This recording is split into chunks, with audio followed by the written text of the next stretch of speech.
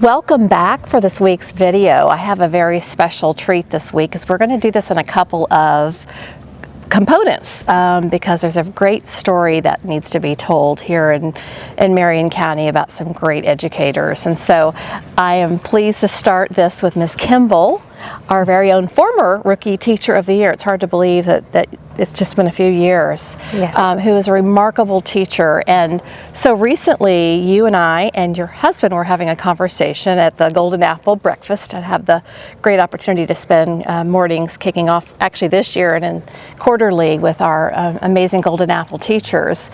But we're going to start with your story and then we're going to get to his story later.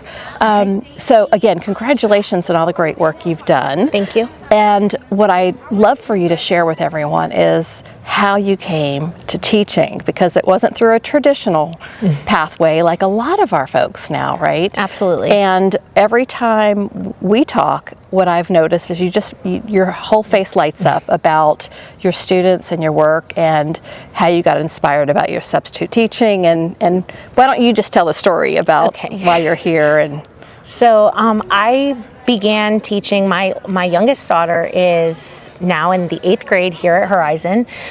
When she started kindergarten, my husband said, well, I think it's time that, you stayed home with the kids long enough and it's time for you to go back to work. And I just wanted to stay with my kids, so I decided to substitute. So I decided, to go to Marion Oaks Elementary, and that school was the closest to our home. It's the school that my kids went to. And my very first subbing job was 16 weeks at Marion Oaks Elementary in the 4th grade, and I just absolutely fell in love with it. After I finished that first job, I went back every single day that year. Like, whether I had a job or not, I showed up and they found a place for me, and I just loved it. So the second year I came here to Horizon and I became a ESE para and fell in love with those students. And I actually ended up getting into the agriculture field on accident. We kind of, just followed the path that's given to us. Absolutely. And our ag teacher had gotten hurt, and I didn't want to see those kids lose their program that they worked so hard for. And my principal said, you know what, I think you can do this. You've been volunteering. I think you can do this. So I went to school and finished my degree, and now I'm the ag teacher. So just like that. It was hard. I went to 6 classes. I taught 6 classes. It was hard work, but it was so worth it. It's so rewarding. I love my kids. Yeah. So what would you say to those who have an interest in substitute teaching or just an interest in learning more about being with students, and they're, inspired by your story of... Let's stop there because I have another question I wanted to ask you. If they're interested, you have to take that first step. Ask questions. Call. There's amazing people at the district that call employment services and ask those questions. You never know what you're capable of until you try it. We encourage our students to try things and get out of their comfort zone. So you have to try it too. Absolutely. Great. So what I was going to get into was I was also very excited about your story and what you were sharing about the students that you're serving. A lot of times people can be very intimidated by working with students with various needs or special needs. But again, you light up when you talk about working with students. And can you share the story you were sharing with me earlier about students' feedback on loving school and kind of where you meet them, where they are? Well, for me, I don't think that there is any bad kids. There's not any.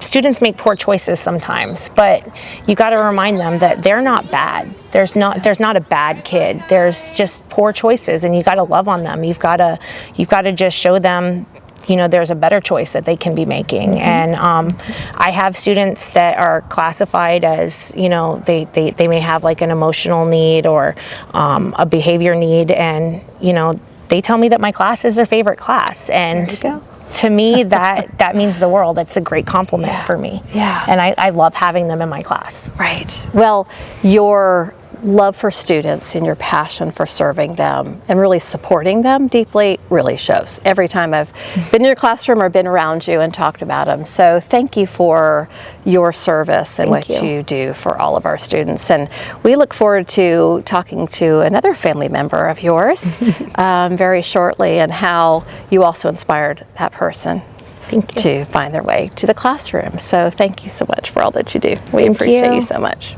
Well, as promised, I'm now in part 2 of a great interview. I'm out at Marion Oaks Elementary, and now you get to see another part of the family of the Kimballs. And Mr. Kimble is here with me. Mr. Kimble is a first-year teacher. And again, I shared earlier about how inspired I've been with your family's story and how you came to teaching. And behind us, I just have to do a shout out to these amazing students that you have, because they came into the room so quietly and got right to work when we were having a conversation before we went on air. So great job on that. And they were telling me about how much they really love you as a teacher too. So, you know, I'm very proud of them. Students always tell the truth. And so I haven't paid them. It's real. It's real. So can you share your background and what inspired you to come to teaching? All right. I was actually a manager at AutoZone, a big distribution center, right? And I had about 60 or so people working under me. I really loved my job. I enjoyed the people I worked with, and it was really good money. So I, over the years, it was 5 years about that I'd been doing that. And my wife coming home every day throughout the years, just being happy after she came home from work. I was happy too, but I wasn't fulfilled or anything. But I wanted that. I wanted that feeling.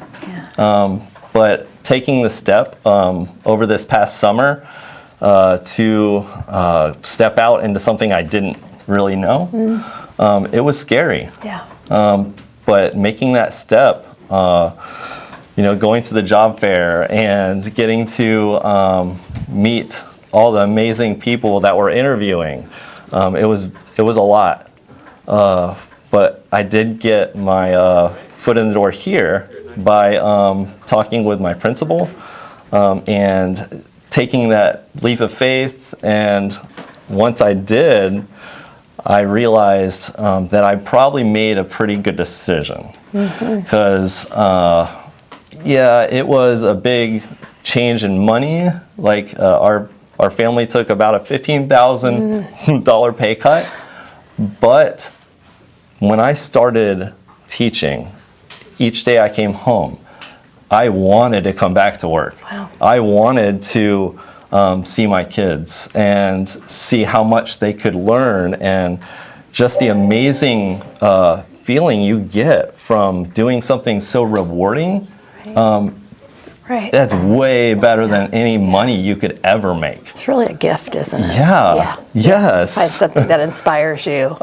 Yes. It is amazing. And I wouldn't have known if I hadn't have taken that, chance. Right. Well, I know that your amazing principal shared about the first conversation you had and how she just knew right away when she met you that she needed you here in the classroom teaching. So, and that connection was very genuine from the very beginning. So while we're here, you have, and I know everyone on camera can't see this, you have a theme. Hogwarts is here, right? Yes. So talk. I love Harry Potter. Yep. But creating a culture as a new teacher, right? And as a non-traditional teacher, I talked with your wife a little bit about that too, because we have a lot of teachers that come from different backgrounds. But how did you begin to have such an amazing culture in here for learning? What did you do? So I remember when I was younger and I read that first Harry Potter book, right? Yeah. It was enlightening. Right. The writing was amazing, but I wanted to get another book and read more. So I was that guy at Walmart at 12 in the morning waiting for the release. Right. But I want my kids to have that, the joy of learning, the joy of reading, and I'm also a math geek, so I love teaching about all subjects. Right. But I just want to hand it on, and the culture is something that's built. You got to have a plan for it. And honestly, I have 3 kids of my own, so it wasn't real hard for me to know what to do and what's right, you know? Yeah, there's a way and a structure, but it's all a caring environment, always. Well, and again, when the students came into the class, they didn't know we would be in here. And you can see that on the students' faces. You could hear it in their approach to what was going to happen next. And students are honest. Yeah. What advice would you give to those in the community that might have been like you and said, you know, I like my job, but I want to be inspired. I want to be connected. And what advice would you give to My those? advice would definitely be, yes, get your degree, number 1. That is probably one of the most important things in anything you do. But after that, take that leap of faith. Don't second guess. If you're praying about it, listen, because it's there. It's important. Okay. Yeah. And one last piece that I hadn't mentioned yet, either to you or to your wife. You have a daughter in education. You want to share Emily, that story too briefly? Emily is at College Park, and she graduated just this past year. Congratulations. Thank you. Yep. We're very proud of her, and she is a para. And she's loving it. Yeah. She's with the really little ones. Great. Yeah, absolutely.